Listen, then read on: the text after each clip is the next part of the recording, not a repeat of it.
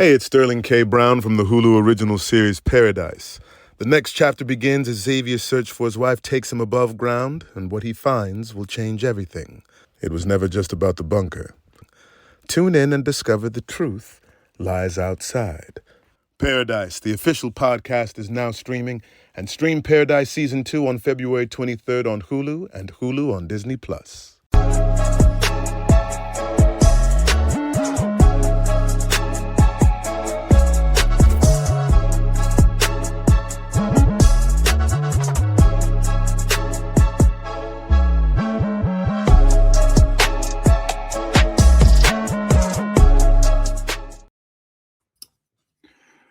Hi everyone, welcome back to the Social Media Derby. Got a great episode this week. Haven't got loads of football to touch on, but we've got Wolves versus Arsenal, 2-2 draw. You've got the FA Cup fourth round, which was obviously last weekend. No United games to cover, so me and Nash are completely neutral on this one. But before we get into the app, for those watching on YouTube, please subscribe to the channel, like the video, leave a comment and share if you can. And for those listening on Spotify, Apple, Amazon Music, any of the other podcasting platforms, please follow, give us a 5-star review. All of that helps grow the pod. And of course, our views expressed in this podcast are just for entertainment, don't reflect the opinions of anyone affiliated or organizations affiliated, all just jokes and banter. How are you, man, doing? I'll start with you, Razor, since you've played the most football out of any team on the pod. You doing all right? Yeah, man. Life is, yeah. I'm okay. Had to take some time away from the internet for my mental health. Yeah, man. We go again. Yeah. Big weekend game as well. I failed to mention that. We've obviously got the North London derby to preview as well. Massive game. But yeah, rough couple of days for you, man. After a good win in the FA Cup, which I know you went to see, I went to see, some of our other pals went to see, so that was good. But yeah, definitely not a couple of days for the Arsenal lot on the internet. Let's put it that way. A lot of memes going about, a lot of stuff. To be grateful, bro. At least your fellow Arsenal podders, maybe less so Johns, and most importantly, Kem's not on this pod because I think this would have been an absolute shite show if he was. But yeah, how you doing, Nash? Still reborn? Still sending Amrim to The Hague? You all right? And of course, and it's been nice not having United mess up my weekend or week. I've just been relaxing, watching other teams struggle, and then being in dire situations. I'm enjoying this little break. It's been delightful. Come on, bro. I'm annoyed that we don't have a match. We've been doing decently. Obviously, the West Ham game was a little blip, but yeah, so I don't know if I can. We're feeling ourselves, yeah. That we can do something. Okay. 10 points. 10 points, isn't it? That's all it is, man. 10 points. But we've got another big gap coming, don't we? And I swear, is it end of this month or middle of March? We've got another 2-week break. So yeah, we're starving out here, man. We need more than 40 games next season. Come on, Carrick. Man. We're basically in it. We're a semi-pro, isn't it? Yeah, the fans exactly. When they talk about the FA Cup and you've got people playing against the Vanarama teams and the people that are part-time plumbers, I feel like United fans are part-time fans this season, man. We're having to take on other sports and other stuff because we ain't got enough going on. But Rhys, how you doing, bro? Your team also got a big win in the FA Cup. You doing all right?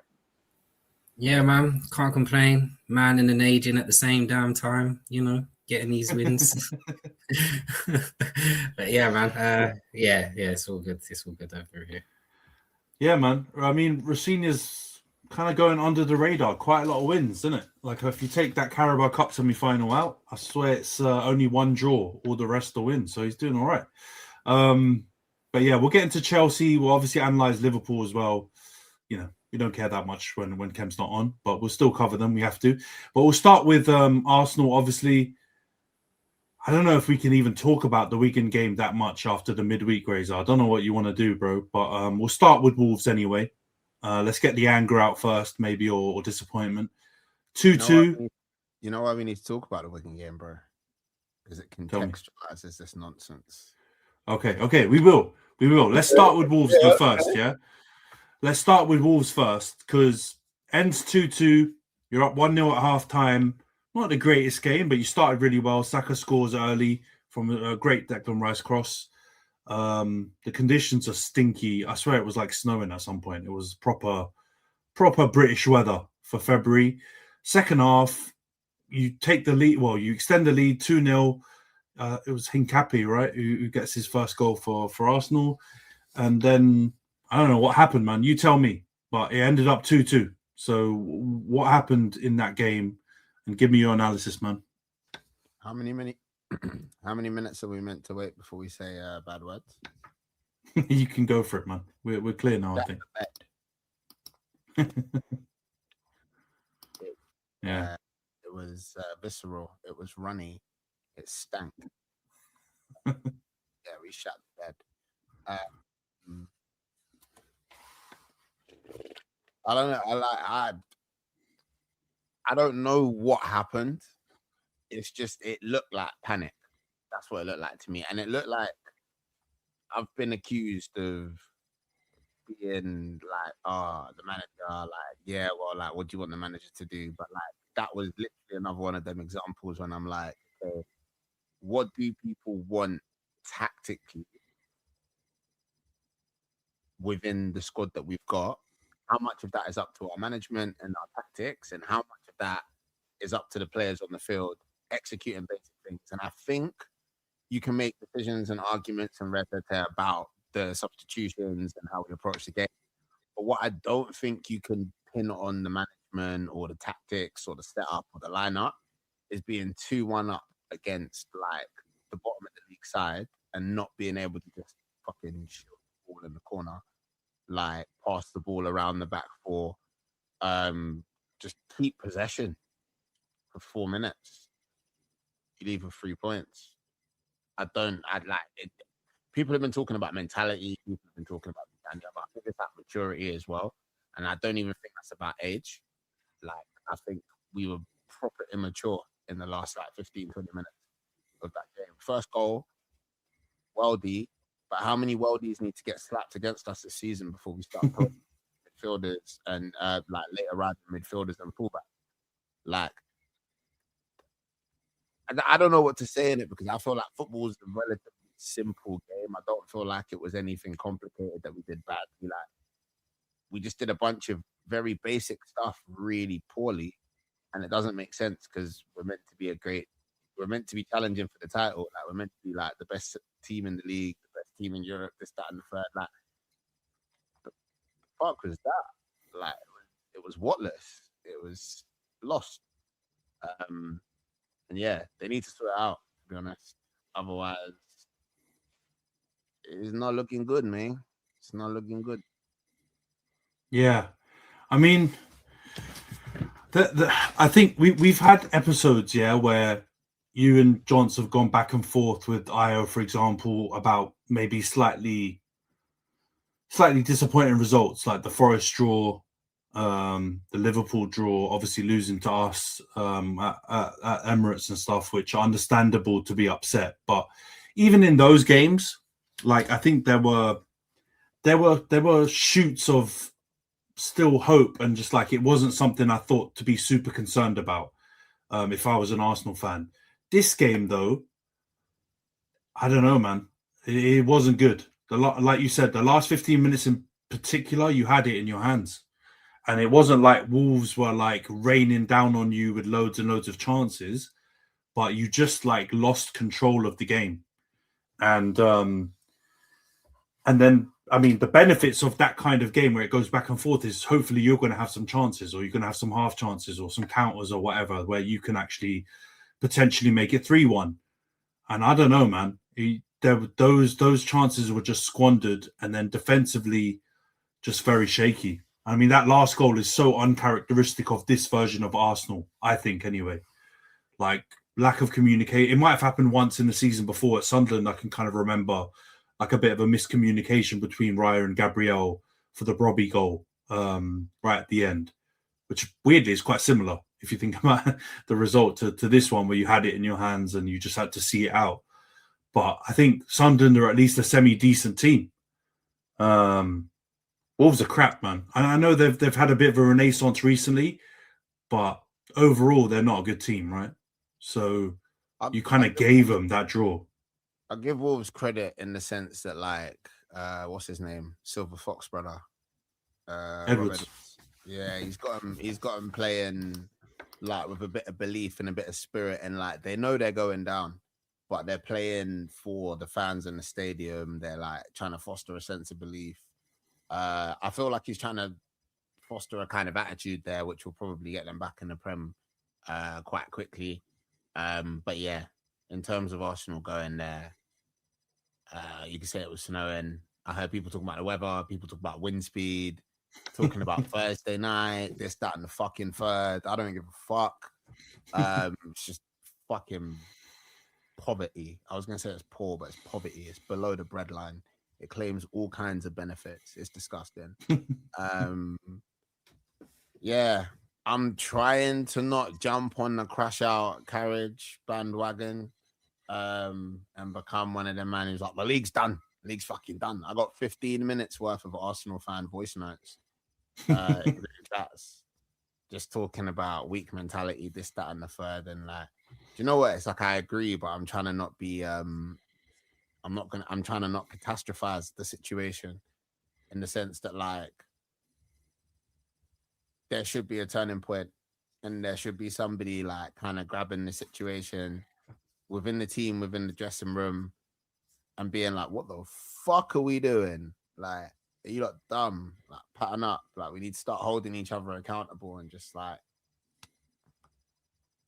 I don't even know what to say in it because it's not like it's simple things. Do you know what I mean? Like that game was lost on not doing a bunch of simple things that they're all capable of doing.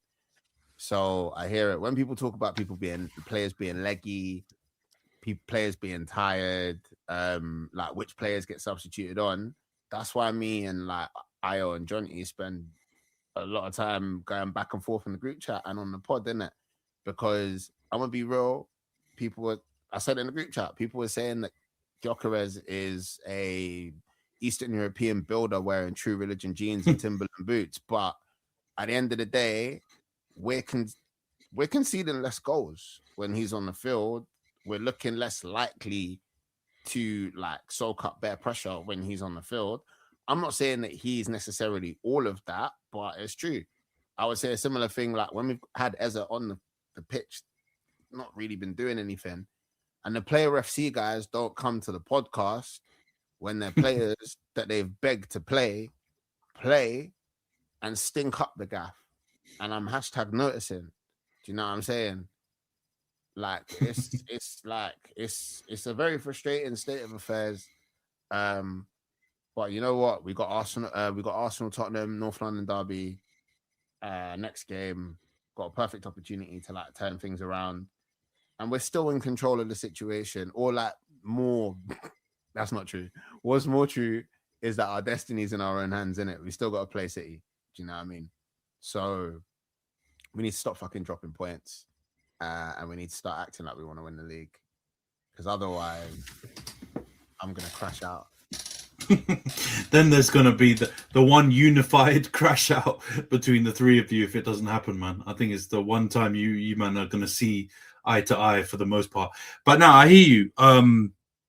It's weird. I saw some stats around Gyökeres being on the pitch and the impact it has when it's not pertaining to him scoring or assisting or doing something on that end. The team shape stuff, the solidity, less conceded goals. We had a stat with Ugarte, which was pretty similar, where basically every time you touch a pitch, we lost or we dropped points. Like we were in winning positions, and every time he came on, we either drew or lost.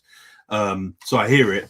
There's definitely some credence to that. But I mean, I don't think he had a great. While I did big him up on the last pod for having a pretty good game in the previous fixture, without scoring or anything against Brentford, I thought he was pretty good.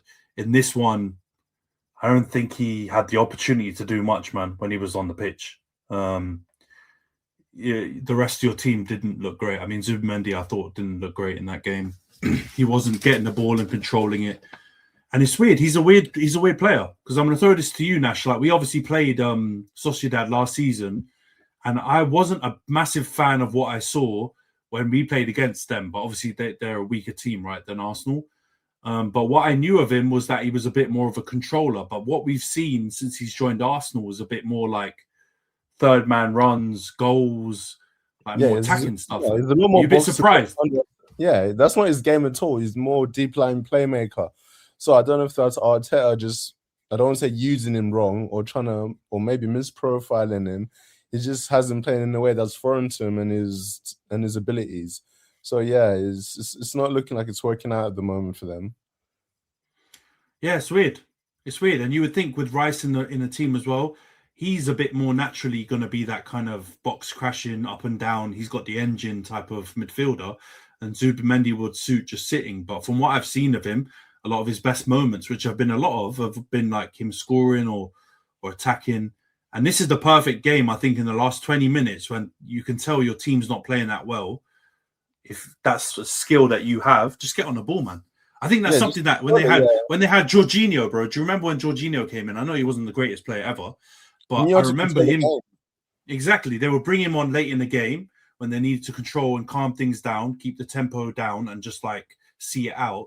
And I would have thought Zubimendi would be good for that, but doesn't look like it's happening. What did you make of the game generally? Do you think Arsenal fans got a worry now? You know, so I know it's a 4 point. I think the biggest 5 point lead flag is when the manager of Wolves came on and said, after we scored the first goal, we knew we had them. We knew we could get something from this game. We could see in their faces. I was like, yo, this is meant to be the Arsenal. And opposing managers, not even top flight managers, like bottom of the barrel managers saying, yeah, I could see in their eyes. We could snatch the heart out of their chest, bro. That's not a good sign, man. It's not a good look at all. And just a few weeks ago, Gabriel was a mentality monster. And now look at him crumbling under the pressure. Bro, I don't know what's going on. Yeah, it was weird. I mean, I think... I know you mentioned Razor earlier about the long shots and stuff like that, but Johnson's going to be flipping out when he watches this back. But that first goal, I also think Ryan's positioning is weird, man, because it kind of looped over him. It just went through him. Like, I mean, he dived and it was a good strike, but it kind of looped, and I don't know. I was just a bit surprised that it went in. Maybe I'm being a bit harsh, but yeah, I don't know. I thought he could have done better in terms of positioning, but you know, I'm pretty harsh on goalies. But the second goal is definitely he needs to say my bad for, because we mentioned it on the group chat. I mean, Rhys, I don't know. I'll bring you in, bro. What do you make of that second Wolves goal? Do you think it's a Raya mistake? Gabriel should get out the way? Like a bit of both? What do you think? Oh, God. I think if Raya's going to come for that, he's got to call for it early, and because it's a straight miscommunication more than anything.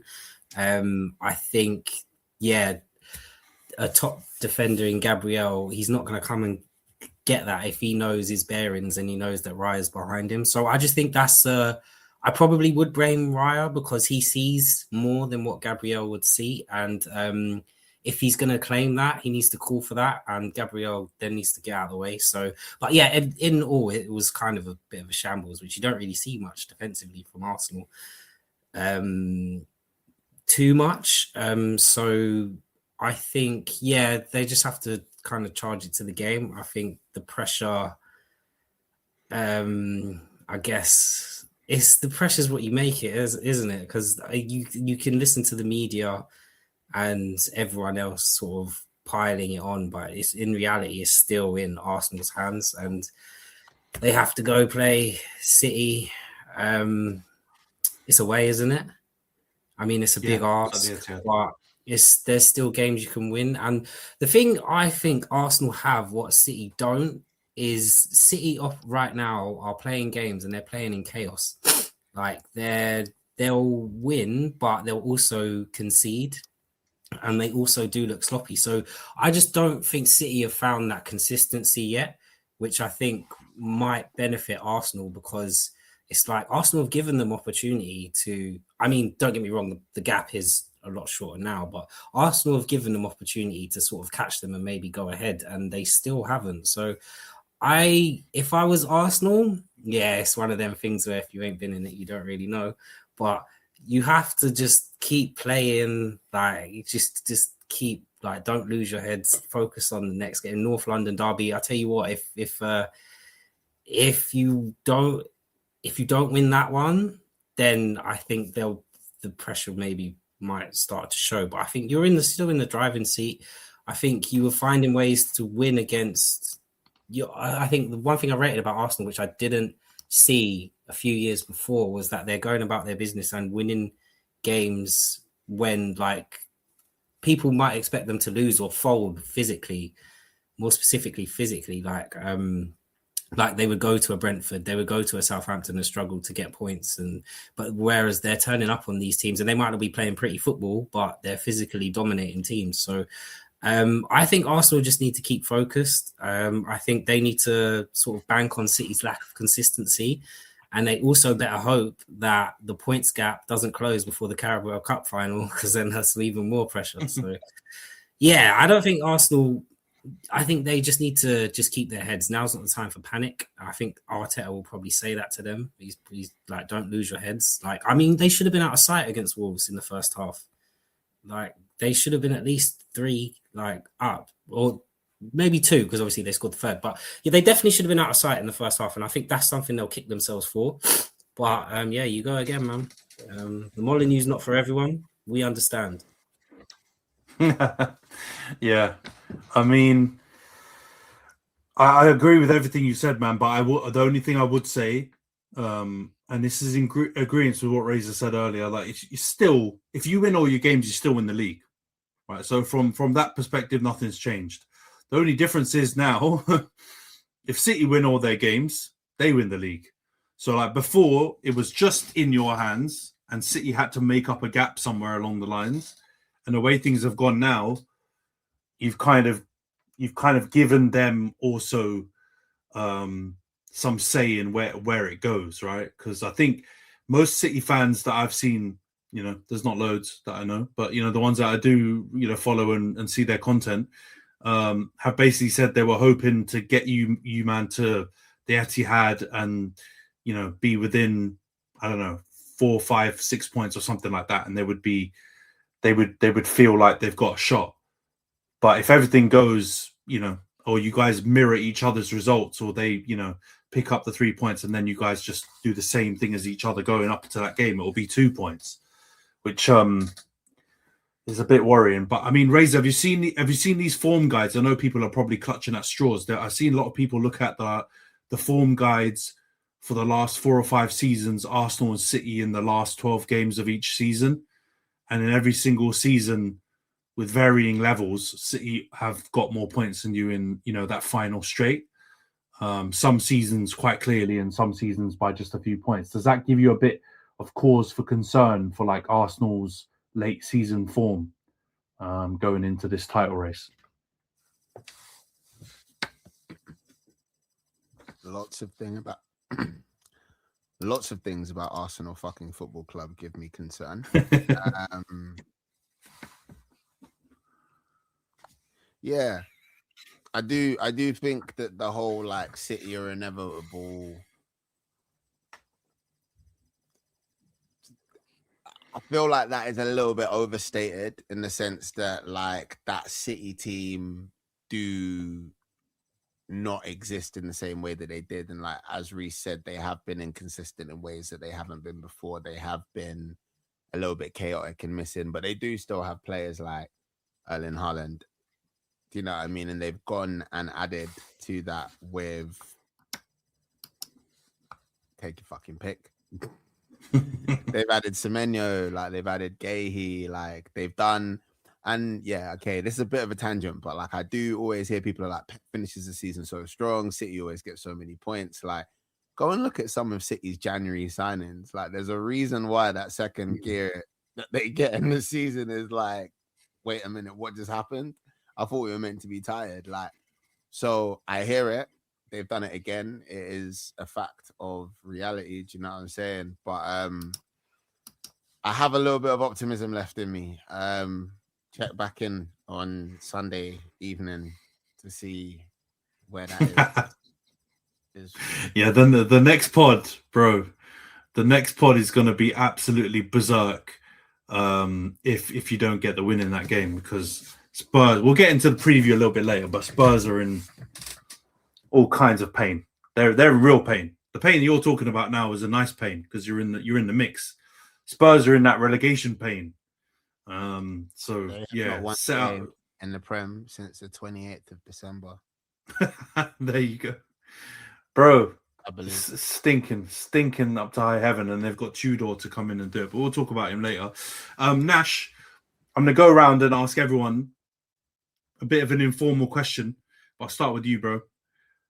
Who's winning the league now after these recent developments? Do you think it's still Arsenal favourites, or do you think City now have to be favourites now that they can win it if they just win every game until the end of the season? My mind says City, but my heart is still with Arsenal. I need Arsenal to come through. Okay, but choose, bro, between the two, man. We can't get you, but City. all right, you think City. All right, Rhys, what are you saying for this one? Do you think Arsenal have still got it in the bag, or do you think City now are going to win it? No, I don't want to say in the bag now, because everyone was saying it was in the bag like for the past however many months. Ever since I heard "Let it all work out" for Eze walking out of the fucking Emirates. So I don't want to say it's in the bag, but I just can't see past City's inconsistency. It's just something about them this season. Like, have they? I'm just trying to think of like a strong run of games that they've been on where they've just picked up wins. So I just, that's the only kind of thing that leans me towards Arsenal. I think it will be an unbearable day for football Twitter when we do see that. But yeah, I'm still going to stay Arsenal. I'm going to say Arsenal. I'm just going to bank on City's lack of consistency. But I could. Yeah. Razor, what do you say, man? You said you still got hope. Do you still think it's going to happen? Yeah, I do, because I'm an idiot. I have mental deficiencies when it comes to this football club. Yeah, for some reason, I have this vision of somebody like taking the team by the scruff of the neck and being like, we need to do stuff. We need to like I said earlier, like just holding each other accountable in it and like not fucking fumbling the ball in the bag. Do you know what I'm saying? But yeah, I on like a less hopium / copium level, I do agree with Rhys that like this City team have been inconsistent. They can be inconsistent again. They're not guaranteed to win every game for the rest of the season. Had you asked me 3 game weeks ago, do I think we're going to win every game for the rest of the season? I would have said, nah, there's probably going to be some shitty draws, a couple of games we should have won and we end up drawing, and a game or two that we're going to lose. We've just decided to get them all out of the fucking way in one go. So, you know, we'll see. But, yeah, a little bit of hope. More hope than the online crash out committee. Yeah. I mean, that next pod with you, Johnson, and I are all on is going to be a madness. But yeah, man, I feel the same way Nash does, and it's annoying me because I wanted Arsenal to win this. If I have to choose, I've said it openly and take all the criticism from Kem. But these last couple games have shaken it up too much. And I think, and I hear what both of you lot are saying, both you, Razor and Rhys, are saying about City's inconsistency. But I think we kind of proved that out with the earlier statement about looking at City finishing the league strong and the correlation between the signings they make in January. Even last season, when didn't they have like a run where they lost 12 games in a row or something crazy, or like they had 1 win in 13 or something ridiculous? They still finished the season strong to get into third. And I think that Liverpool result where they won and Arsenal's shaky form happening at the same time, I think now City are going to go on and win this league, unfortunately. So, yeah, I guess we're 2-2 when it comes to predicting this bit. Before we move past Arsenal, obviously Arsenal also won 4-0 in the FA Cup against Wigan. 4 goals in the first 29 minutes or something ridiculous. Razor, quick wrap up. Happy with that? Through to the next round. Big win. You guys got to see it in the stadium. I guess obviously that was before this Wolves result, but happy with the performance?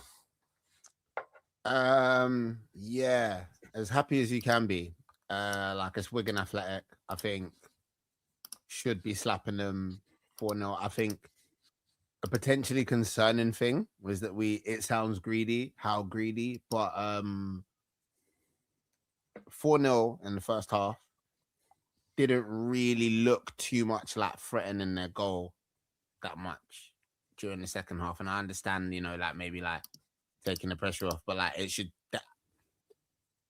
I think we should still have that cutthroat approach to playing those games, especially when you go up a level, we seem to have a struggle with killing off games against opposition that we also feel comfortable against. I know there's a big gap between Wolves and Wigan, for example, and there's an intergalactic gap between Wigan and Brentford.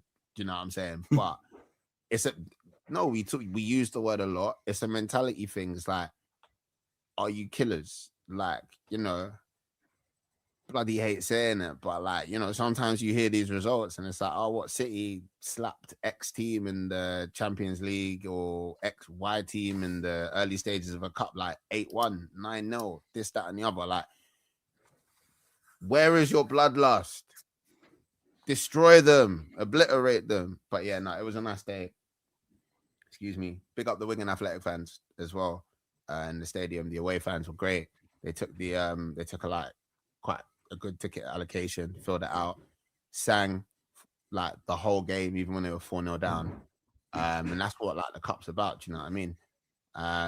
So yeah, it was a really nice day. Got to see Eza do some stuff. And then I had to listen to certain absent people, so I won't call them out their name, chat shit about how he's the answer to all of our problems because he can split the Wigan Athletic defense. I love the player, bro, but we have to be real about what we're seeing, man. We have to be real. He's been stinky, man. Whose fault is it? As well. Who are we going to blame for that? I think he's been struggling to adjust, and that's fine. If we're making 101 excuses for Tesco and we're making 155 excuses for worst behavior, like we can make a couple of excuses for Eza. I do think he gets less because he's grown and he played in the Prem, but like you can have grace. I have grace for him, but I can't deal with everyone talking like he's going to save our season and poor me, Mikel Arteta is not letting him play. He's not going to get any confidence if he doesn't let him play. He's playing at one of the biggest fucking football clubs in the world, bro. You have to earn the right to get on the pitch. All of them. Same thing with, Gyökeres is a plumber. All right, Jesus comes on. He gets knocked over every 5 seconds. He's got his hands up in the air like this. What are we doing? Yeah. What are we doing? I hear you, man. I hear you with the Eze stuff, and I definitely agree. I think there's a fine line between grace, man, and obviously you don't have to. Not every player hits the ground running. Whether they come from outside the league or whether they come from a lower club to a bigger club, it can take some time. I think it is that point you made about we can't. You lot can't act like he's the savior when he hasn't proven yet that he's done saviorish things. So if he comes on the pitch and doesn't play that well or is a bit anonymous, like you can't act that suddenly he's the solution to other players playing badly as well. Because unfortunately, when he's been on the pitch, he hasn't proved that yet, barring a few performances where he was really, really good. So, yeah, it was rough, man. But 4-0, at least you're through. You're away to Mansfield Town in the 5th round. So, yeah, hopefully that's another game where you guys can rotate a little bit. And, as they get more minutes and players that other Arsenal fans on the pod want to see, will hopefully play a bit more. But let's move on to Chelsea then. 4-0 win at Hull. Pedro Neto gets a hat-trick. Liam Delap gets a hat-trick of assists. Like a weird situation where he didn't score and put the ball over the line properly, and then there's obviously no VAR to check it and anything like that, and it was just a weird situation. But yeah, end up with a comfy 4-0 win. Rhys, what did you make of it? I'm assuming you kind of expected to get a win in the game, considering Hull are obviously in the Championship, but what did you make of it? And you happy with Delap's performance? Yeah, man. Made it seem pretty routine. From what I can remember, Hull wasn't really in the game that much, so that was a plus, because we always have problems with, like, when we in the early games. I think we played Lincoln in the Carabao Cup, and in the first 10-20 minutes, they made it look so shaky based on the atmosphere and the team we was up against. So yeah, we made easy work of it, man. I was impressed, as impressed as you can be with the lower league team. I mean, Delap, yeah, he did well. Obviously, I don't know if you saw, there was a moment which pretty much sums up Delap. Like, he is a bit of a simpleton. So the whole goalkeeper's kicked the ball and it's hit him and it's bounced off the post and he's thought it's a goal. So he's ran to the ball, stopped, looked at the ref, and then taken a shot. I think that was just sort of summed up the Liam Delap that we're getting right now. But yeah, no, props to him. He was in the game, got his assists. Special shout out to Mamadou Sarr as well. I don't know if from Strasbourg, another one we've just plucked out of. I think the fee was like 12 million. He's probably worth about 40, but that's money laundering on the next level. I'm not going to get into that. But yeah, he looks quite solid. I think he's still like 20. Went to AFCON with Senegal, so it was probably part of all the madness. So yeah, no, I think props to Rosignol. But yeah, it was a routine win. I was kind of expecting it. I'm more pleased that we didn't make a meal of the whole game. And then yeah, also props to the players that came in, except Garnacho. Can't lie, I don't know how long I could watch him for anymore. Nash, love it. Brother, I told you about this, Don. Is there space in The Hague? Can I send him to? There's room in this spot for everyone. First class ticket. Oh my god. Watching him against Championship fullbacks is painful. Ain't got it, bro. You ain't got it. I'm starting to learn that. I just think his 1v1s are like, he's not really a 1v1 winger. But yeah, man, I think he definitely needs more work. Obviously, maybe next year he might find himself at Strasbourg, get some first team experience. You know what I mean? I'm starting to like the idea of funneling players through Strasbourg to get rid of them out of my club. In all, yeah, it was just routine from us. We need to just carry on, get the win at Burnley, and then on to that's when the real tough fixtures start. So I think we'll see.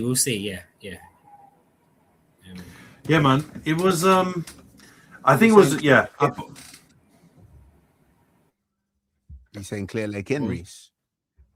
You like him? Hell no. Bring me the Cronkies. Wow. Never.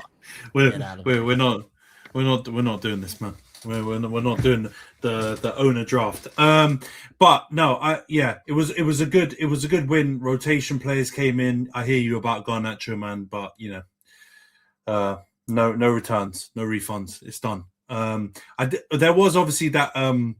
I wouldn't be shocked, man. I know he sent it. I'm not about the Arsenal specifically part, but he's obviously been linked already with leaving at the end of the season. I could see Chelsea flipping him again. I don't know who it will be man. Like I don't know if you've watched, but the last few games he hasn't been a starter. Right, he hasn't fancied him or Gittins out on the left. So I think it says a lot about the two of them and the quality. That's nearly 100 mil on left wingers spent this in the summer for what? So yeah, I think Rosignol sees through that and doesn't fancy him. So yeah, flip him. Yeah, I wouldn't be shocked. I know you said it, but early season, to be honest, you went early on it, not really liking him.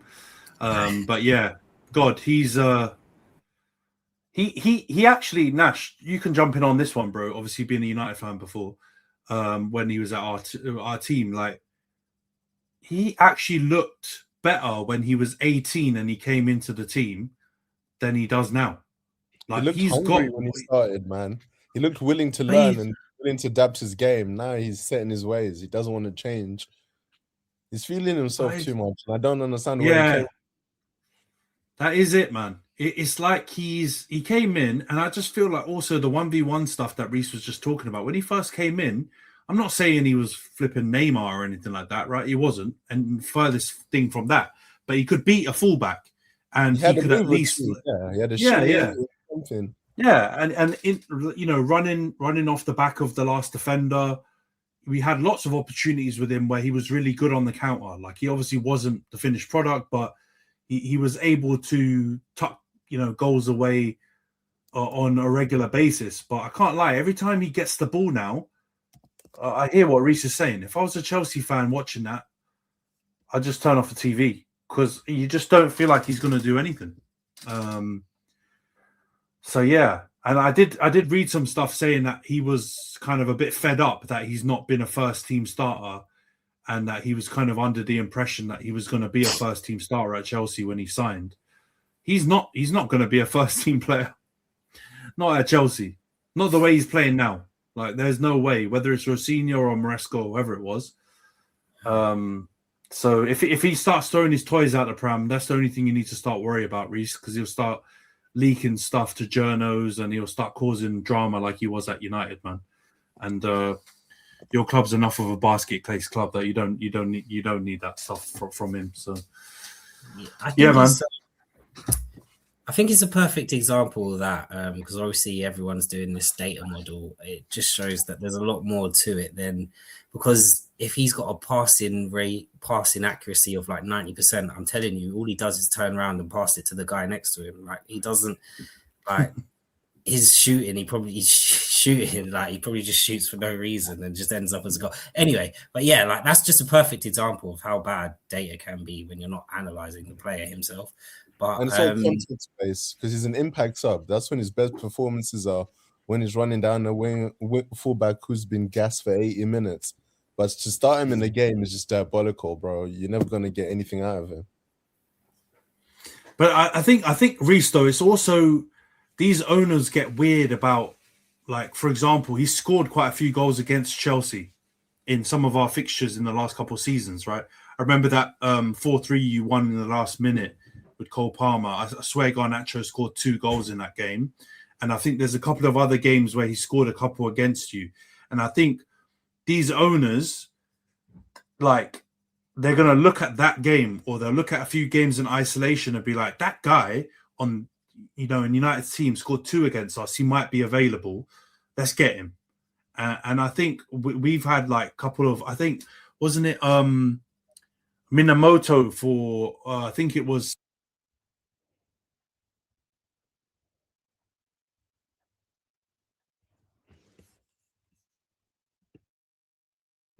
Minamoto? We're just experiencing some technical difficulties, and we'll be back. Do you mean Minamino? I presume so. What are we talking about? The Spence. I don't know. Drum roll. Trevor Chalobah? Who are we talking about? I was, my mic. Looks like he's lost. Bro, can you hear me now? My mic connected. No, I remember he scored a goal against Liverpool, Salzburg, and I remember Klopp came out and talked about how after that game he went to the board and was like, if that guy comes available, we've got to and get it. So I think these managers sometimes and these owners, if they have a bad experience against a player and they come available, they don't get it. So I think that guy probably plays a bit back, because I'm trying to imagine the stat for me. Bro. Huh? What? I said stop scratching the turntable, man. What's happening? My audio on. Your audio it's sounding like your brother right now. Yeah, man. By Weston Johnson. Let's move on to Liverpool then. Liverpool win 3. And him now. It just keeps cutting out. Wait, 1 second. We could pre-record this content and it would be more polished, but would it be this fun? That is This the gives his question. character. I love this. You mind him now? Better. No, you're cutting in and out, bro. You're going woo, woo, woo, woo, woo, woo. That's how let's make it. Right. Right now. Let's move on to Liverpool.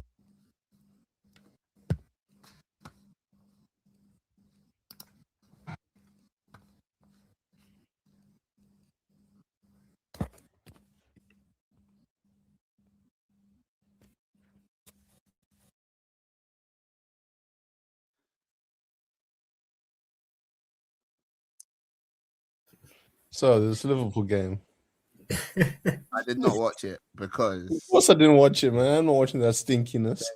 they were playing Brighton, I think and I did catch a little bit of it. yeah, It was that long ago. I just don't like both their kits, man. It's just that petty. I'm not trying to watch that on my screen. it visually distressed you. No, man, it just looks gross. 3-0 though. Strong win. Brighton are terrible, man. Brighton are having a shinky. That's what they get for doing my boy Baleba like that. They didn't do anything to him. Holding him to ransom. Fam, he goes to AFCON, starts balling out again. As soon as he gets back to England, bro, he looks like he's forgot his left foot from his right. Do you know what I did want to ask about Garnacho? Yeah, go on. Before the opportunity to do. It was that you man said that he looked better when he was 18 and breaking into the team, and obviously you feel like he lost it. How much of his space jamming do you think is down to the emotional and psychological distress that he experienced at the hands of Manchester United Football Club? I think because his idol left, bro. He was behaving himself when Ronaldo was there, and then as soon as he cut, it all went to shit. And I think it's also one of those ones where you promote a youngster in your team because you have no one else to play, not because they're actually good enough. We've done it so many times, like Makeda, early Danny Welbeck. While ended up being a valuable team player, he was never like a top tier youth player. And Adnan Enzai, another guy who was he good for us because he was good, or is that's all we could play at the time? So it depends how you predicted Garnacho's actual footballing ability was. I think it's just is his ceiling. Well, I hope he managed 21. That's fine, bro. The fuck? That's a mid-table player right there, man. He hasn't got elite traits in any of the categories. He is what he is. Do you reckon we can flog him to Arsenal? Do you reckon we'll be able to flog him to Arsenal? That could be. Arteta's kind of right. Arteta needs as a right winger. I can see it. Even though he plays on the left, but yeah. Count your days, Martinelli. Count your days. Shut up. You're moving mad right now. Martinelli would start for both of your teams. On the left, Whoa, whoa, Nelly. I don't think you'd start for us right now. Who's on your left-hand side? Cunha, depending on how he feels. Wow. Mm.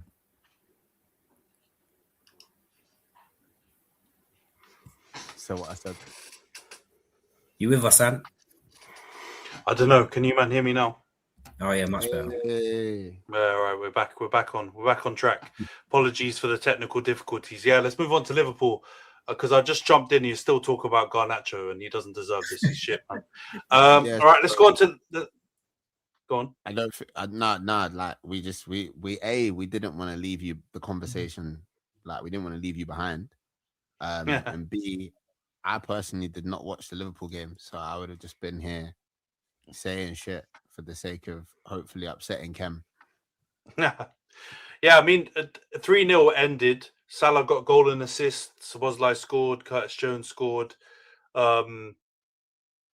Brighton, I think, rotated the team as well heavily. I can't lie and say I've watched all of Brighton's Prem fixtures leading up to this, so I imagine they rotated pretty heavily. But yeah, Liverpool routine win. Maybe one of the better performances I've seen from them recently, to be fair. But Brighton were pretty poor. I'm not going to lie. So it's hard to tell if it's one of them games where Liverpool were really good or Brighton were really bad.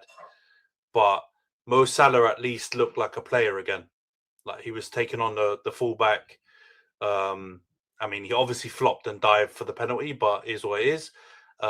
He had a pretty good performance otherwise. So yeah, man, is what it is. They're into the next round. I think they've got Wolves away. And obviously we didn't talk about Chelsea. Chelsea got Wrexham away. So yeah. All three of the teams actually got pretty nice draws. But yeah, Liverpool. I have to admit, I was disappointed with Brighton, man. I was hoping they were gonna repeat what they did in the round before against us, but they didn't turn up. So it is what it is. Liverpool go through, and let's see if they can keep the performances going. The weird thing is, right, with this, normally I would say I want Liverpool to lose because that would piss Kem off. But because he's got the Arnie slot out thing, I think actually winning is better. if they keep winning some games and he stays in the job like when Ten Hag was doing it before, I think that might be the better outcome.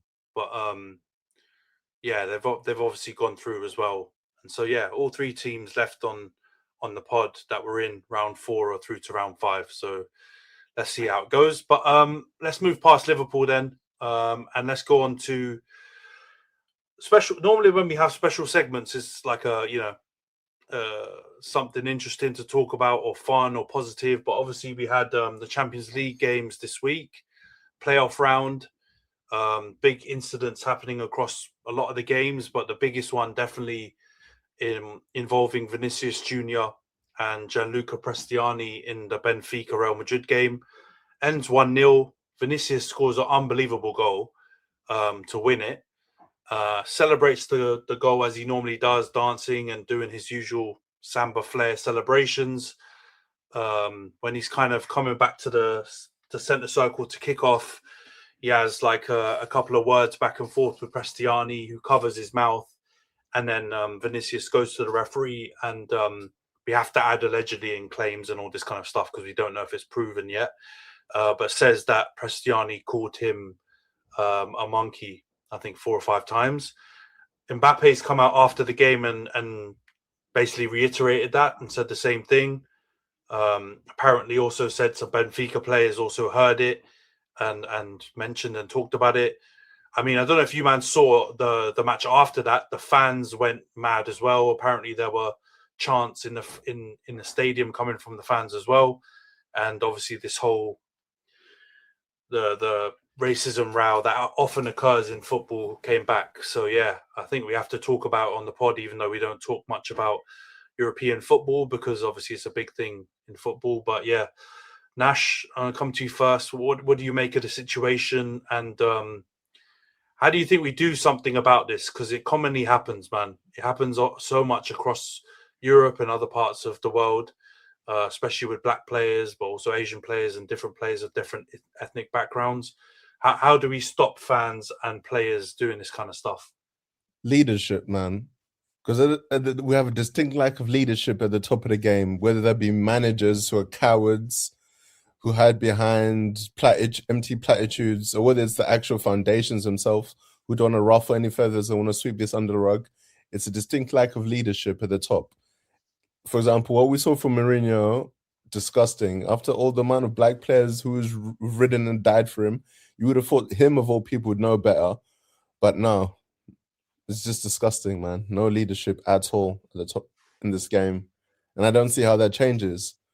Because this incident will be swept away within a month or two, and then we'll just go back to what we've always gone back to. Yeah, I agree, man. I think thing that we should also add is obviously after the match, there were different statements and stuff from different players as well. And Jose Mourinho came out and really shifted the focus onto Vinicius Junior's celebration. Yeah, and pointed a lot at kind of Vinicius antagonizing Benfica, pointed to how, you know, Benfica can't be a racist club because their greatest ever player was Eusebio, obviously, you know, one of the greatest players and also a black player. Yeah, a lot of weird comments. But Razor, what do you make of the incident and also those Jose Mourinho comments? Because I mean, Jose in this group chat and in this pod gets a lot of love from us because he's obviously been an amazing character, but this was a bad move. Yeah. Fuck Jose Mourinho and fuck this idea that you can do anything that warrants you being racially abused. And I think like Vincent Kompany, Yeah, that was brilliant for him.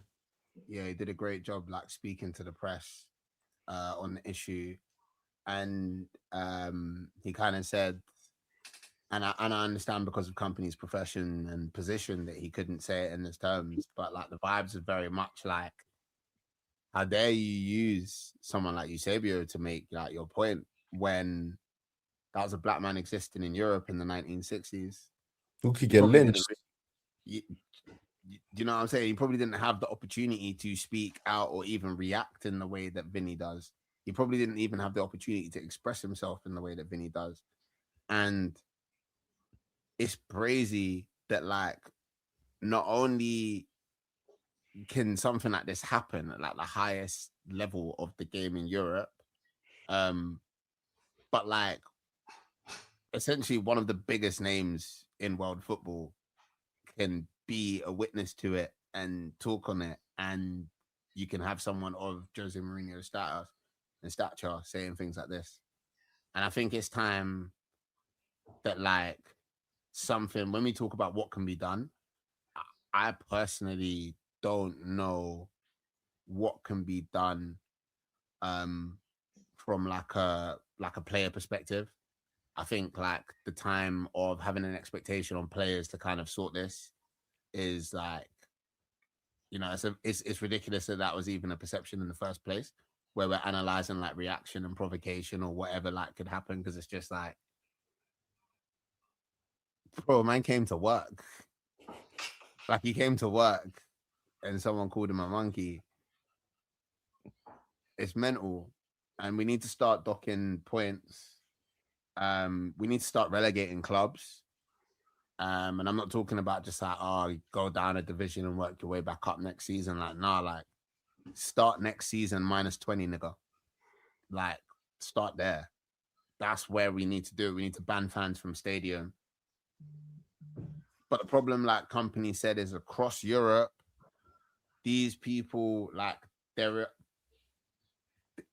institutional racism exists, and it doesn't just stop at a football association. And there are people who run these organizations that don't care about these things because they hold similar views to the players and hooligans and fans that make these noises and throw these banana skins. And it is wider than Europe. Like, it's not just like a Europe or UEFA problem. Like, we saw it in AFCON. Fucking Moroccan fans were throwing banana skins at like West African players. Like, we see it across football to black people, even in like Latin America and stuff. And honestly, it's something that needs to be dealt with by like football organizations from the top up. Like, it needs to be punished like in the severest of terms, because otherwise nothing's going to change, and kind of fucking sucks. Yeah, man, I agree with everything you said, dude. Like, and in the group chat, we've obviously got, it's become a football group chat now, mostly because of this pod and everything that we chat about in there. But we've obviously got, you know, our brother Gutham in there as well, who's not really a massive football fan, asking us questions about what they can do and blah blah blah. And a lot of the solutions make sense, but a lot of the things are what players have tried, and it doesn't really stop anything. So I don't think we need to put any onus on players, man. It's not about, like, you know, in terms of like the group of players and not isolated people. The governing bodies, the clubs, they all need to take proper action and take a stand against it. Rhys, they never what do you vote make for of it? Huh? I said none of the clubs will vote for it though, because they know their fans are racist. So if you agree as a body, we're going to dock you 10 points for racist outbursts, and you know what your ultras are like in the stadium, you never agreed to that vote because you know you're going to get banged every single time it happens. So yeah, the clubs are never going to such be a problem around Europe as well. It'll be difficult to, especially in Italy, Serie A, bro. They're all like that. This is how they roll. But one thing I will say, like that. Go on, sorry. What a shocking bit of damage control that was by Benfica. I don't know if you saw the tweet they put out. Yeah, I've seen some of their tweets. Yeah, it's crazy. There's just no way to justify it. And Rhys says, like, we're at a point where we don't know really what to do with this. Punch him in his mouth. Literally, like, go up to him and punch him in his throat. Like, because that's the only way these lot are going to listen. They're going to be like, "Rah, why did he get punched in his mouth?" Because he's racist. But nah, I think at the end of the day, it starts from the top. And I mean, as much as I love Mourinho, and I do think he was more leaning to the side of maybe defending a young player that plays for him, but there's no justification for it. Nothing kind of warrants. And it's the way man did it as well when he lifted his top up. You could see there was something, because you don't do that. Like, if you want to call someone a prick, you're just going to call them a prick. But if you've got something to say where lips are going to be read, then it's just so obvious, and it doesn't sort of paint them in a good light at all. The way Benfica tried to justify it, the way Mourinho, and he's probably responsible for about 90% of the African following at Chelsea because of the players he brought in. But there's no justification whatsoever for, like, how many times do you see players celebrating in front of away fans? Like, Kai Havertz does it all the time. I hate him, wanker. But I don't mean I'll be racist. Like, so yeah, I just think it starts. The governing bodies, they do seem useless. But the clubs, from a hierarchy perspective, I think they've shown how useless they can be as well. So who knows where to go? It just seems like straight violence. I just think it's the only way to solve it now. Just punch him in his mouth. Send him on his way.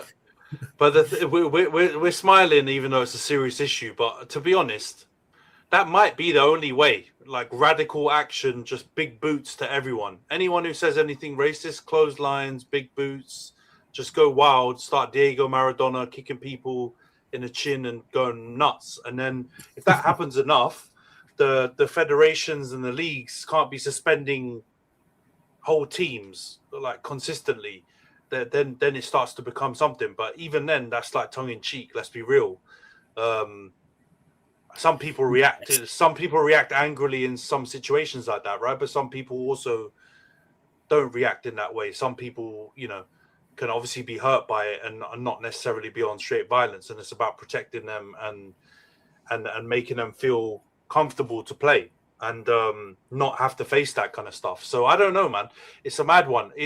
What Nash said is probably the disgusting truth as to why the governing bodies can't do something about it, because they've got their councils and unions where all the clubs are together, and very few of the owners will probably be willing to put their neck on the line and be like, we agree, we'll vote for that, because they probably do know that a large proportion of their fan base, I'm not going to say they're all racist and go that far, but they know that there's a propensity for them to let their, I don't know, true selves or feelings about certain things come out at the football, and they won't want to take that risk with their club.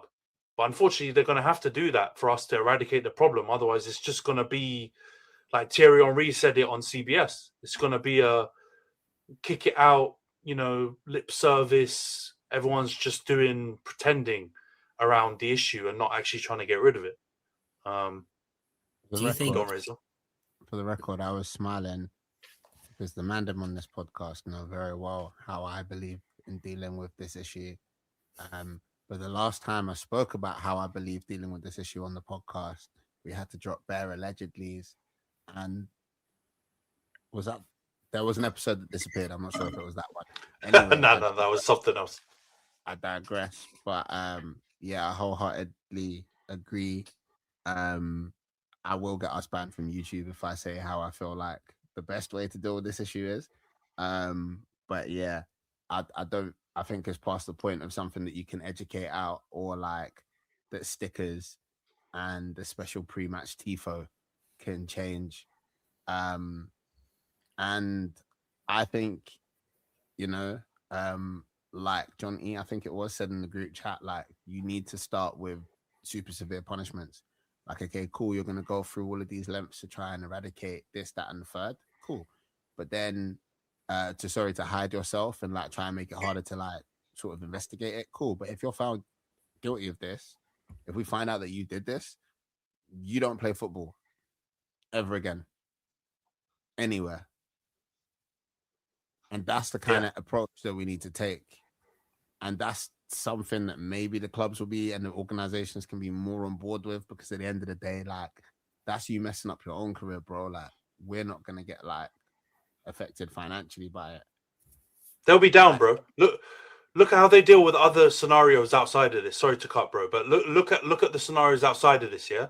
So if someone like a player on our team gets investigated or found guilty of doing something else totally against the law, the club will drop him like he's hot ASAP, Rocky. Get him out of here. No qualms. They don't give a shit. They're mad probably in the background being like, we lost this big asset, whatever, but they'll drop them. So I agree with you. If you're found to do something, or even if you lift your shirt over your mouth to even cover it so that you can do something shaky, ban. 8-match ban, 10-match ban, season ban, lifelong ban, whatever. If you run on a pitch to celebrate as a fan with someone on the pitch, I swear it's lifetime bans they give out to some people, or in a lot of teams, they give up lifetime bans. So they can act super severe on bare things, man, lots of things, but they're choosing not to be super severe on these things.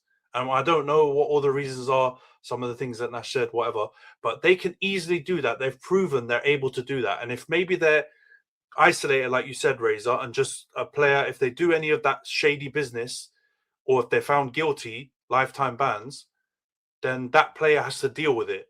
And the clubs, I'm sure they'll be happy to sign them on the dotted line to agree to that, because they will have no kickback and the club is protected, and it will just be the player that gets done over. If you, I think, put it in a Chelsea context, when Mutu got found guilty of the drug stuff, they dropped him ASAP. There was no problems. Chelsea dropped him. And all our clubs will do that. So I think that could work, bro. But whether they do it or not, I don't know. It's either that or we start redacted. Yeah. Big boots. And we'll end it with the allegedly, because we don't know, but I'm sorry. I even feel comfortable not even throwing allegedly around too much with this case, because of course nothing's been proven. But I think I watched the ESPN FC thing, and Shaka Histop was talking about it, and he works on like kick it out campaigns and supporting FIFA and stuff around racism initiatives or kicking racism out. And he was like, it's got all the hallmarks of a racist situation happening on the pitch. Everything that you saw added up to be that. So let's be real. Whatever was said wasn't just like to Rhys's very eloquently point, earlier. He didn't just call him like a prick or another swear word. It was obvious something bad was said, because why would you go through that? So, yeah, man. Prestiani. And we know how the man from that side of the world do. We know what the man from that side of the world do. Yeah, I mean, we may need to throw some allegedlys on that, but I agree with you too as well, bro, because there's too much precedent. I mean, there was it Chilavert, that post that Kem shared in the group chat? It was out defending Prestiani, and I think he also defended Enzo Fernandez for the song stuff, and it's just like, if it was a genuine thing where, like Razor's point was, it was ignorance and a person didn't know, I'm sorry, they wouldn't just come out, deny, argue, fight back all the time. And this is what makes it even worse and compounds it. And yeah, that the company quotes were class, because he also talked about, Jose takes a lot of credit for bringing a lot of some of the best African players to Chelsea. I mean, if he really cared, and I loved Jose before this, but this was disgraceful for me. If he really cared, he wouldn't have said what he said. He was just trying to protect his player, and he threw everything out. So, yeah, man, crazy times. For that, obviously, I hope Real Madrid now go through, and Vinicius dunks on him at the Bernabeu. Yeah, and yeah, Mourinho's gonna have to come out and say something, or maybe he should just shut up and not say anymore because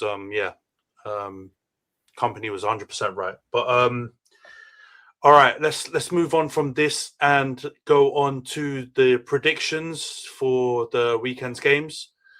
Before we get into it, prediction league updates. There is no update because we all fucked it when it came to the Wolves and Arsenal game. Every one of us went for Arsenal to win. Obviously, it was a draw. So we are as we are. So Rhys is still top, 89 points, 15 correct scores. Kem is second, 88 points and 15 correct scores. Johnson is third, 87 points and 13 correct scores. Io is fourth, 79 points and 10 correct scores. Razor is fifth, 79 points as well with 9 correct scores. I'm in sixth with 77 points and 7 correct scores. And Nash, you told me not to announce where you are anymore, so I will not. 65 points and 10 correct scores. Chelsea versus Burnley. I think it's the 3 p.m. We haven't got an early kickoff. So we'll start with you, Rhys. You're still top. What's your prediction for this game, Chelsea versus Burnley? I went... sorry, I'm just going to check. I went 3-0. I think it was because I got a bit gassed when I was listening to the radio earlier, and they said because we can see goals. So I was going to throw a 3-1, but they were like, well, Burnley are very poor at scoring, so I kind of got misled by that. So I'm hoping it comes through. It's trying to be a bit different, but yeah, 3-0 Chelsea. Come on. Yeah, I was a bit surprised, I'm not going to lie, because I know you guys have been on a spree, but I swear Burnley won their last Prem game and they were 2-0 down against Palace and they won 3-2. So, yeah, I don't know, man. You'll probably smash them after I've just They got knocked out of the FA Cup, so it might give me a bit of hope. Okay. All right, fair enough. Kem's gone 2-0 Chelsea. Johnson's also gone 2-0 Chelsea. Io's gone 3-1 Chelsea. Razor, what's your prediction in this one? Chelsea-Burnley. I've also gone 3-1 Chelsea. I don't know if I believe in Chelsea. Keep it a clean sheet. Yeah, I hear you, man. They definitely concede quite a few goals. And I don't know, man. I've got a feeling Burnley are going to score. But yeah, I went 2-1 Chelsea. Nash, what's your prediction in this one? The Make-A-Wish manager continues evolution to ask a favor manager. Chelsea 2-0. All right, the one-liners are back. I love it. 2-0. All right, Rhys, City versus Newcastle. Are you there, bro? What's your prediction in this one? City, Newcastle. Sorry, just checking. It wouldn't be an episode. It wouldn't be an episode with the Rhys pause, not one of the Io or me pauses, but yeah, just the literal pause. All right, 2-1. Kem's gone 3-1 Man City. Johnson's gone 1-1 draw. Io has gone 2-2 draw. Razor, what's your prediction in this one? I considered a draw, you know. I don't know if the Arsenal boys are doing what I did a couple of weeks ago, which is hopium. I've gone 2-1 City. I've gone City 2, Newcastle 1. Yeah, I mean Newcastle had a crazy game in the Champions League. I know they're playing Karabag, but I swear they won like 6-1 or something crazy, and Gordon got 4 goals or something in the first half. So they're a weird team. I hear you. 2-1. I've gone 3-1 Man City. Yeah, Semenyo's looking good. Gahey's looking good. Haaland scoring again. Yeah, long day. I think City are going to win 3-1. Nash, what's your prediction in this one? I'm not giving City too much credit, so I'm going 1-0 City. Yeah. That feels like a result that may happen, man. Now, every time Nash has one that he either gets spot on or is super close. It sounds outlandish, but it gets it on the money. All right, Forest versus Liverpool. Rhys, what's your prediction in this one? 1-1. Yeah. All right, 1-1. Forest got a new manager as well, Vitor Pereira. And they won Thursday as well. They've won 3-0 against Fenerbahce. Yeah, they did. They battered them. Yeah. All right. 1-1. Kem's gone. Yeah. I'm thinking about it now. I'm trying to see what I put. Kem's gone 2-1 Liverpool. Johnson's gone 1-1 draw as well. Io's gone 2-1 Liverpool. Rhys, what's your prediction in this one? I have gone 2-1 Liverpool. All right, 2-1 Liverpool. All right, thank God. I went 2-1 Forest. So yeah, I'm going new manager bounce. Come on, Vitor Pereira. You know, we got to keep Liverpool honest, man. They can't pick up some steam and start winning. All right, Nash, what's your prediction this one? Liverpool, Forest. Yeah, I'm keeping it honest, but not too honest. 1-1 Forest Liverpool. You're keeping it honest but realistic. I hear it. All right, 1-1. All right, crap. So yeah, I'm either going to look like a mug again or it's going to be a stroke of genius. We pray. All right, Spurs, Arsenal. Rhys, big game of the weekend. North London derby. You can give us a bit more analysis with it or prediction or with it. What's your prediction for it? 2-1. Arsenal. Sorry. Man's grabbing a munch and 2-1 Arsenal. All right. But no, I was just going to say 2-1. I think this is the game Arsenal bounce back. But yeah, I'll just leave it there because, yeah. All right. Bounce back for Arsenal 2-1. Kem's gone 2-1 Arsenal as well. Johnson's also gone 2-1 Arsenal. Io's also gone 2-1 Arsenal. Razor, what's your prediction in this one? 3-1 to the Arsenal. Because Tottenham fucking suck. And I will... Okay. Odegaard fits. You sure you want to go with that result? Finish the predictions. I got stuff to say about Odegaard, man. I got stuff to say about Odegaard. I'm not going to lie. I got stuff to say about Odegaard. In terms of going forward, does Odegaard, is he exciting? Is he doing the thing? Is it dynamic? Absolutely no. Stinky. It's been stinking. In terms of the scrambles that we've seen at certain points this season where we look like we've lost control of the... Let me put it this way. Let me not go on too much. Odegaard was playing, at certain points in certain games. You would have won them. There is no one. There's no one better to just dribble into the corner of the pitch and hold the ball. He will dribble in circles on his own, bro. He will win fouls and make everyone slow down and calm down, and they will listen because he is the captain. I'm not saying he solves all of the issues that I've seen from Arsenal, but the issue that bothered me the most recently, I don't think is an Odegaard issue. A little bit of patience, a little bit of calm, a little bit of composure, a little bit of control. Do you get what I'm saying? Yeah, I actually do agree with that as well. And I actually think in the Wolves game, you didn't need someone threading the needle. You need someone to just get on the ball and calm it down.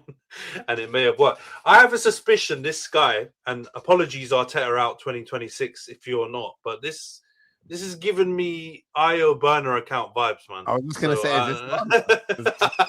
because if this is IO, bro, top tier. Because he got the Henry profile pick, and we had the Henry thing with him the other week. It smells a bit fishy, man. But yeah, you've gone 3-1, yeah. Okay, what's my prediction on this one? I think I went 2-1. Yeah, I went 2-1 Arsenal. But you know what? I wouldn't be shocked if this was a draw. I don't want it to be because I want Spurs to go down. That would be fucking hilarious, man. But I think this two-door guy, I don't know what to think about him. And that makes me... You fucked up before that. He's a useless manager, man. They said he's like the Sam Allardyce of Italian. Bro, he was at Lazio, Juve, all these clubs, man. 4-4-2 specialist is shit. Bro, this is the thing. I looked at his managerial record, and yeah, it looks bad. It looks really bad. But at the same time, he has like loads of interim spells, and that initial part when he comes in, he gets a team playing a bit better.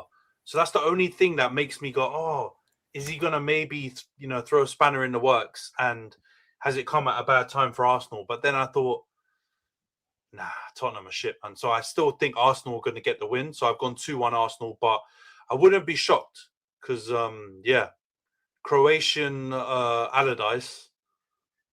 I don't know if that's a good matchup for Arsenal. All right, Nash, what's your prediction in this one? And I know I just insulted him a lot. But you know what? The heist of the century, the collapse of the century, Arsenal losing 2-0 to the Spurs. Oh my God. What a lead up, and man's gone 2-0 Spurs. All right. Yeah, bro. That's crazy. Crazy. Crazy. Yeah, that's a crazy shout. All right, Rhys, last game of the weekend. United back on Mondays. Fucking hell, I hate playing on Mondays, man. Everton United. What's your prediction, Rhys? We've had a few Monday games.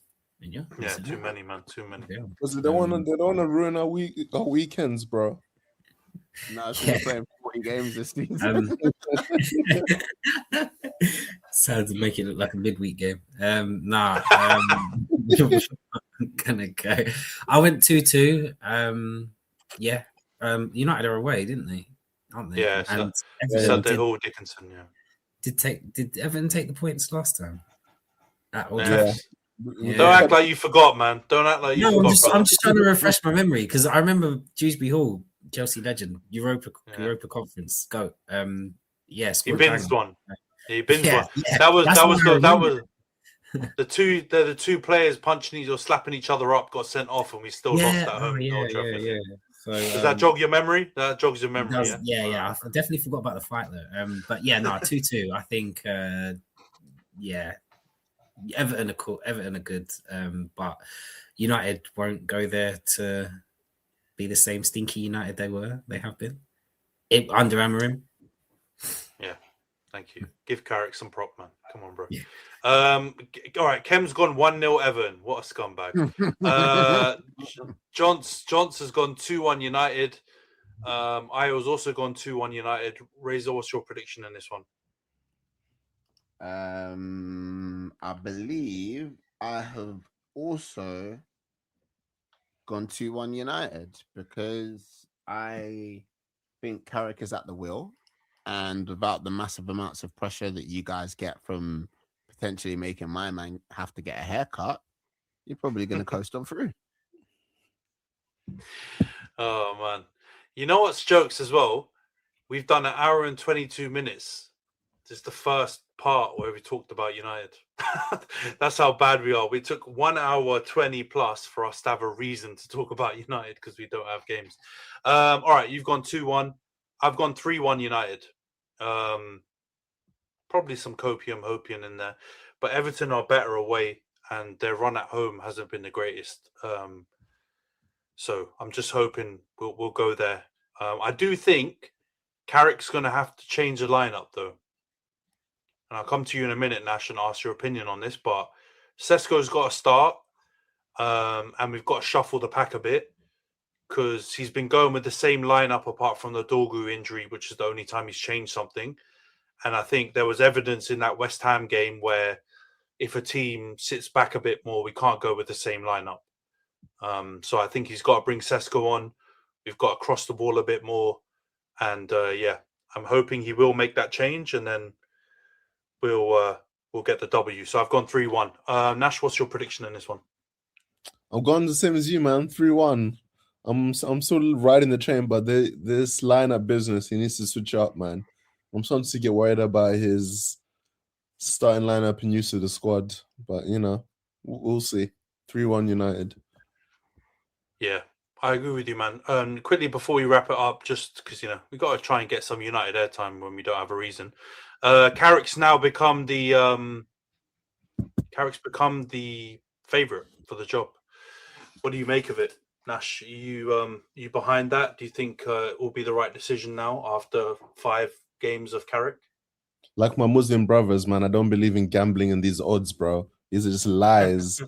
Who's going to be the favourite if he loses the next 2 games, man? I'm looking for a serious manager. I don't need this business. I want someone like Nagelsmann. That's who I got my eye on. I need someone with fresh ideas. I like what Carrick's doing, but I don't know if he's got enough variety and ingenuity in his game How many of Sir Alex's team is due to get the job? That's what I'm saying, bro. We've had gigs. If I see that United blazer the way on match days again, I'm tired, man. I'm tired of seeing that United blazer. You lot are just trying to bring back the band. Like, come on, man. When Rooney's next up, bro, watch. He's gonna be our next interim, bro. In 5 years. I would love that. I would.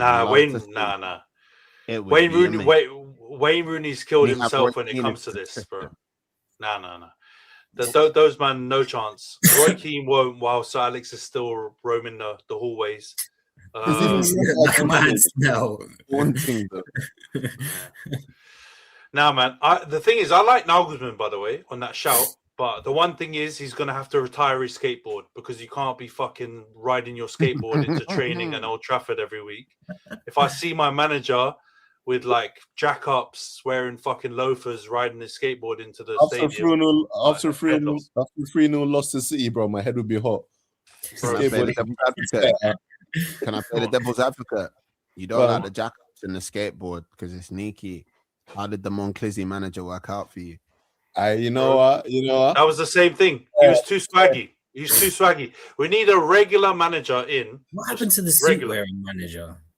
No, I'm tired of the suit-wearing manager, man. It seems too performative, bro. That era, I was like, where did you do your coaching badges, bro? You don't need to wear a suit and tie. Fuck off. Oh, man. Your peers wearing trainers and a jumper. Don't piss me off with a suit. You're trying too hard. How do you, man, feel about Glasner? Nah, man, that's dead out here as well. Does he wear a suit or does he just wear like the long trench coat? Crew neck jumper thing, I think. Yeah. I'm sure he's got the Wenger coat as well. I'm sure he's. I don't know, man. He's the quarter zip, isn't he? I swear he's got like a quarter zip, like the puffer quarter zip thing. Which I don't know. I can work with that. I can work with a quarter zip. Yeah, but I don't know. No, bro. If Palace keep up this form, he's got absolutely no chance because they're stinking it up. So I don't know, man. I think Glasner is a result of someone that's lost all complete enthusiasm for the job, which is reflected in the kind of work he's putting out for Crystal Palace, because last season he wasn't doing this. But I think all the fuckery that's gone on before with the board flogging like all his players, you can see it in his press conference. I think he turned around and was like, oh yeah, it's been difficult because we haven't replaced the players we've sold, and then the ones we brought in, we haven't been able to integrate them. He's just taking shots at the board. So you just think with Glasner, I think if he gets with a board that can give him what he needs, then I think he could do the job to the best of his ability. But if you make him unhappy, then it's not a good look, is it? I'll tell you, his only problem is this Thomas Frank situation, bro. That's fucked up his chances of getting the big job. Because Thomas Frank was the one who was meant to be like, oh, Glasner and Frank, if these guys were at serious clubs, they could do something. And the implosion of Frank has really fucked it up for Glasner, I think. But that's not Thomas Frank's fault. That's Spurs. I know, but it's a copycat league, man. And say, yo, they did it with this man. We can't do it. They're good coaches, though. I still rate yourself. Yeah. We're not. I don't know why you brought that up, Nash, man. You and Thomas Frank, man. Every time on the pod, derailing it for Frank, bro. And I like Frank, but brother, come on, relax the ball with this bullshit about Frank. But the only thing I would say is the Glasner. He's a good manager, but. And what you said is probably true, Rhys. Like, I do back him. I think he'll be good at a good club that has an infrastructure. But I'm not, don't have an infrastructure, bro. Bro, this is the thing. Don't make me wheel up the Wilcox stuff. I've been warned by Johnson, many people, that I went too far in that. I'm not going back there again. But I'm telling you, exactly. We don't have the infrastructure. He'll be crashing out on Wilcox and Barada after 6 months if, when we buy him some weird players that he's not feeling. So I think we'll just screw up Glasner as well. So I don't know, man. It's going to be interesting. If Carrick keeps winning, they're going to give him the job. Bro, we know it's going to be Carrick. I just got a sinking feeling it's going to be Carrick. They may have already decided, yeah. Do you think it's... I was going to say, do you think it's a step back if you appoint Carrick rather than a manager that's not known to the club and has that relationship like that? The relationship is what's bringing me down, because when he says, oh, United DNA, if I hear United DNA one more time, bro, from these coaches, I'm going to lose it. United DNA. Yeah, I hit. Man, what are Crash, you doing, man? man? Crash. The thing is, I hear you, but it becomes one of them things where if he keeps winning, I don't care, man. I just want my team to win and be playing good football. And if it's Carrick that's doing it, or if it's fucking Glasner, or if it's, I don't know, Mike Bassett, I don't give a shit. Just bring me a manager that can do it, and then I'm all right. And what I've seen of him, super small sample size, he's doing a decent job. If he carries it on till the end of, yeah. But bro, you have to remember he was also assistant coach there for a good while, so it's not like he's like completely foreign to it. He's had a job. Obviously Middlesbrough, you know, it's even worse than Spurs. So, you know, you can't really use that as a good judge. But from what he's done while he's been in the chair, in the hot seat, he's done well. So let's see, man. Had to try and crowbar some United chat in there because, you know, we ain't got matches to talk about. Yeah, I know. Thumbs down, thumbs up. We'll see. But we'll wrap it up here. Before we log out, obviously, don't forget to subscribe to the channel, drop us a like, leave a comment, share the video with your mates or anyone who you know loves football. Also, if you're listening on podcasting platforms, please follow, give us a 5-star review as well on Spotify, Apple, Amazon Music. And yeah, tune in to next week when we review game week 27 or 26, you know, whatever FPL says, and go through the North London derby. And yeah, we'll catch you guys next week. Take care, everyone.